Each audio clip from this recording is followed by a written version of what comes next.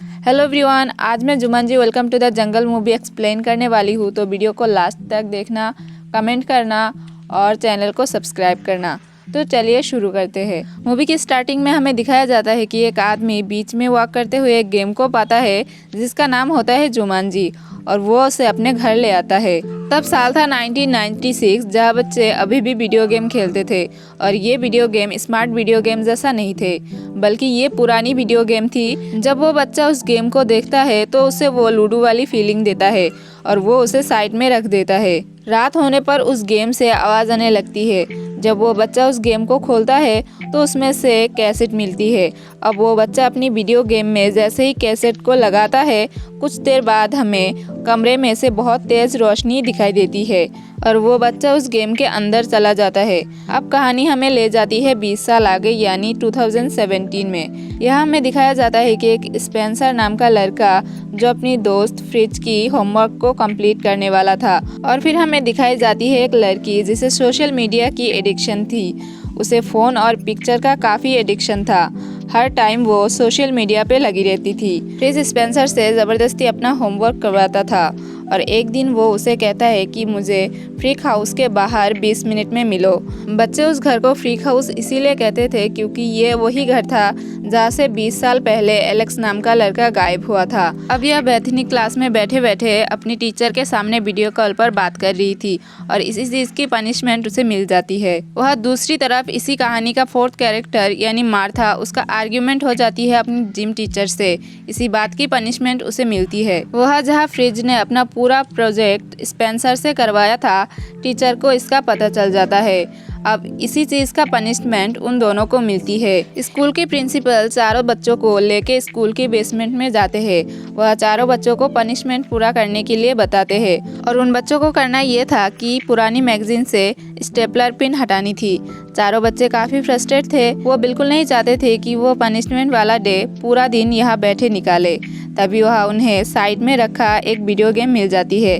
ये video game शायद Alex के फादर ने उस स्कूल को डोनेट किया था। अब जब ये गेम टीवी से कनेक्ट हो जाता है, तब स्पेंसर और फ्रिज आके ये गेम खेलने लगते हैं, और साथ ही मार्था और बेथनी को भी बुलाते हैं। अब बच्चों की गेम स्टार्ट होते ही गेम के अंदर से स्पार्कल हो जाता है। वो गेम तो बंद हो जाता है, लेकिन एक एक करके सारे बच्चे गेम के अंदर चले जाते हैं। यानी अब चारों बच्चे पहुंच गए थे जुमांजी। जब बच्चे गेम खेलना स्टार्ट कर रहे थे, तब इन लोगों ने अपनी अपनी कैरेक्टर चुने थे।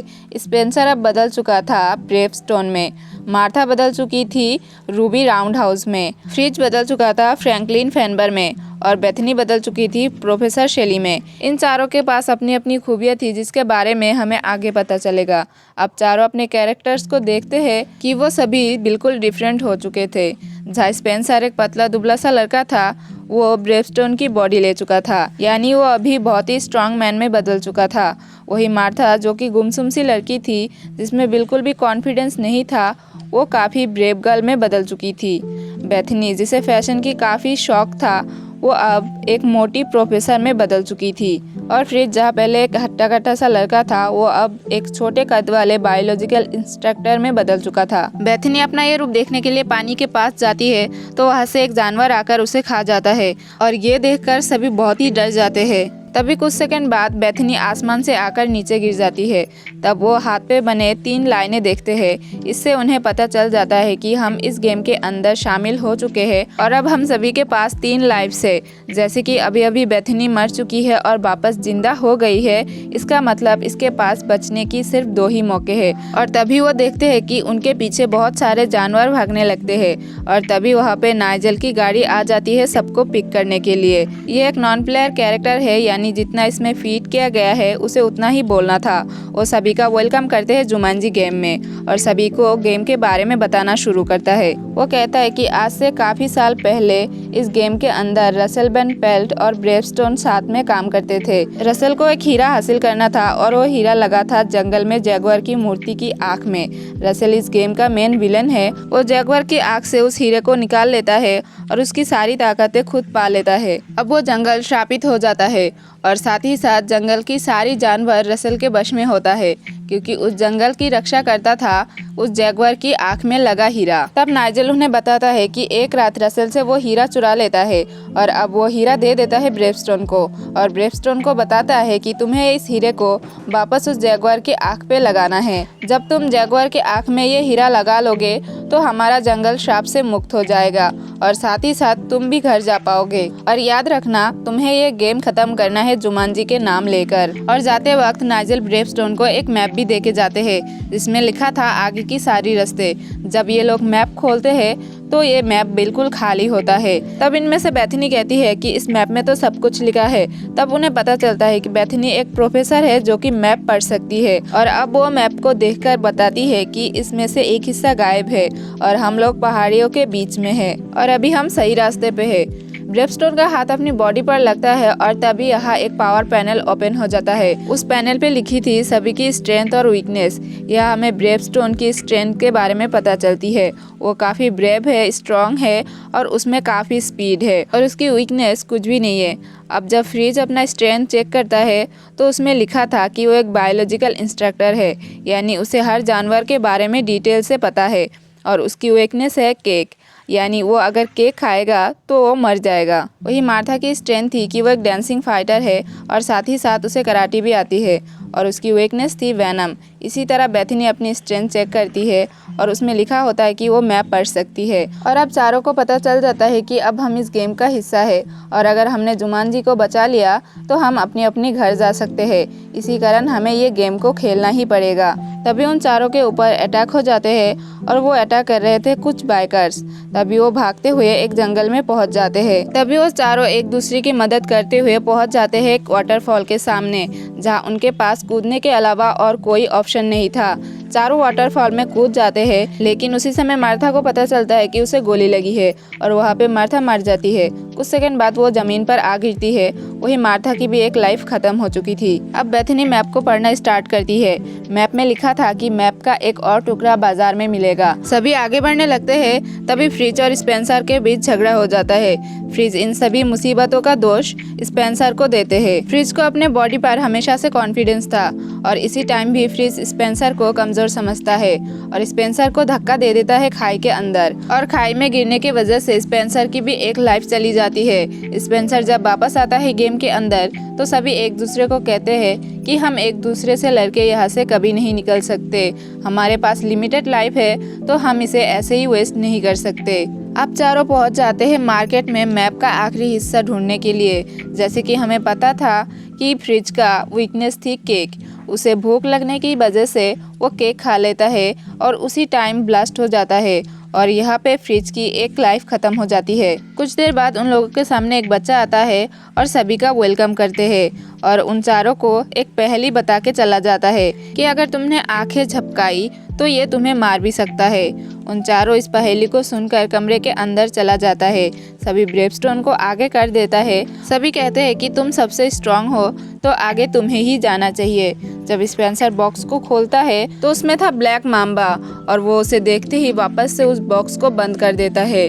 तभी फ्रीज अपनी नॉलेज से बोलना स्टार्ट कर देता है कि एक ब्लैक माम्बा है और इसका पॉइजन दुनिया में सबसे खतरनाक है। इसका पॉइजन अगर किसी पे भी लग जाए तो वो 1 सेकंड में मर जाएगा, लेकिन अब उससे रेगुलर आँख कौन मिलाएगा। तब बेथनी उस ब्लैक माम्बा के सामने आ जाती है और आते ही चिल्लाने लगती है। तभी वो सांप हमला कर देता है मार्था पे कि तभी स्पेंसर उस सांप का गला पकड़ लेता है और फ्रीज वहाँ आके उस सांप का दांत निकाल लेता है। तभी उन्हें बॉक्स में रखा एक इनाम मिलता है और उसमें थी एक हाथी की छोटी सी मूर्ति और पेपर पर लिखा था कि तुम जैसे ही हाथी देखो तो चढ़ान शुरू कर दो। और अब वो सभी ये समझ नहीं पाते कि हमारे नक्शे का अगला हिस्सा ये नहीं हो सकता, कुछ ना कुछ अभी भी मिसिंग है। तभी वहाँ पे रसेल के सारे लोग पहुँच जाते हैं उन्हें मारने के लिए और वहाँ पे ब्रेवस्टोन सभी को मार गिराता है। तभी रसेल इन सबके सामने आके इनसे हीरा मांगता है। अब यहाँ पे 5th कैरेक्टर की एंट्री होती है। ये वो लड़का था एलेक्स जो 20 साल पहले गेम में गुम हो चुका था।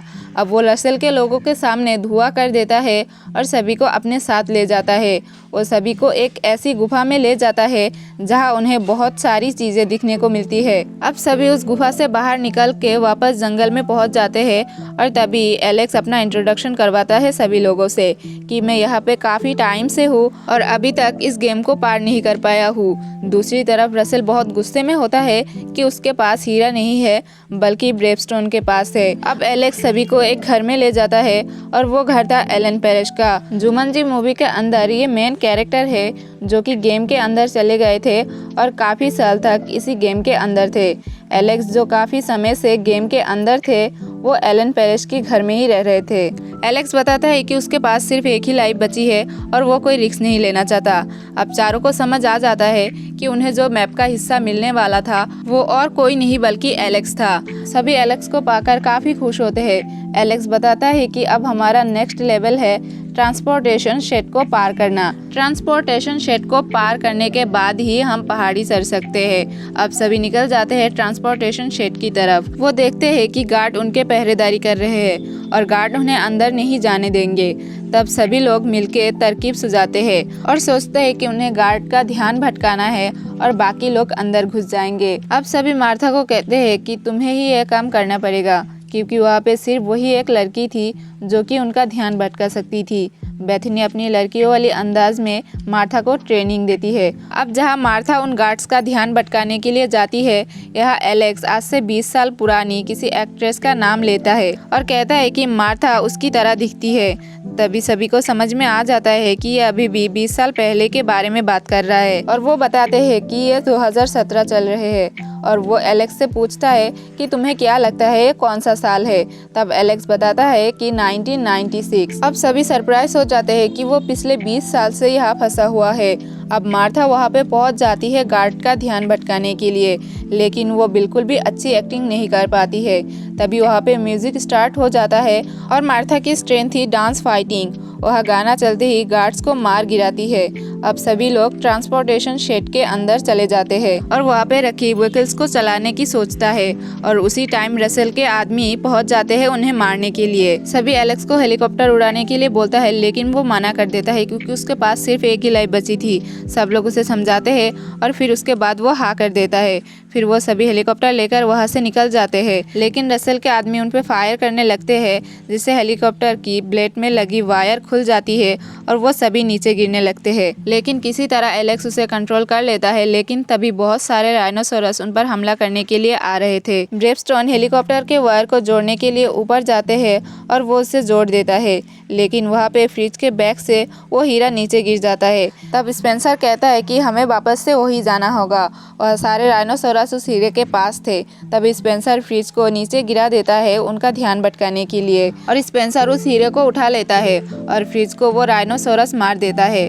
और जब फ्रिज वापस आते हैं तब स्पेंसर उसे हेलीकॉप्टर से पकड़ लेता है। फिर वो सभी एक जगह रुक जाते हैं और तभी वहाँ पे एलेक्स को एक मच्छर काट लेता है और एलेक्स की कमजोरी थी मच्छर, तो वो धीरे धीरे मरने लगता है। तभी बेथनी सीपीआर देके उसे एक लाइफ दे देती है।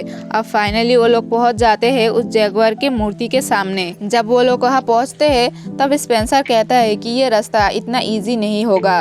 तब स्पेंसर अकेले आगे बढ़ता है, तभी उसे एक जैगुआर मार देता है। फिर वो वापस आने के बाद सभी लोग एक प्लानिंग करते हैं और सभी अलग अलग डायरेक्शन में जाना शुरू कर देता है और उनके पीछे रसेल के गुंडे भी लग जाते हैं। अब स्पेंसर बाकी जैगुआर को चकमा देके उन्हें एक आग के गोले में फंसा देता है और आगे बढ़ने लगता है।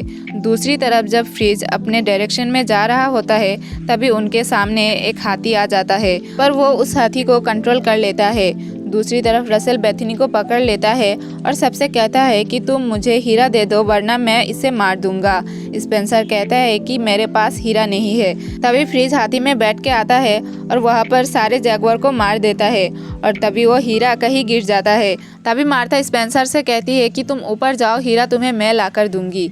स्पेंसर वहाँ से बाइक लेके पहाड़ पे चढ़ने लगता है। मार्था जहाँ उस हीरे को लेने जाती है वो जगह बहुत सारे सांपों से घिरी हुई थी और रसेल भी वहाँ पहुँच जाते हैं और सारे जानवर रसेल की बात मानता था, इसीलिए सारे जानवर मार्था को घेर लेती है। मार्था उस हीरे को उठा लेती है लेकिन आगे नहीं बढ़ पाती। तो वो एक सांप पर पैर मार देती है, तभी वो सांप उसे काट लेती है और वो जब न्यू लाइफ लेके वापस आती है तो उस हीरे को स्पेंसर के हाथों दे देती है। स्पेंसर उस हीरे को जैगुआर के आँख में लगा देता है पर वह कुछ नहीं होता।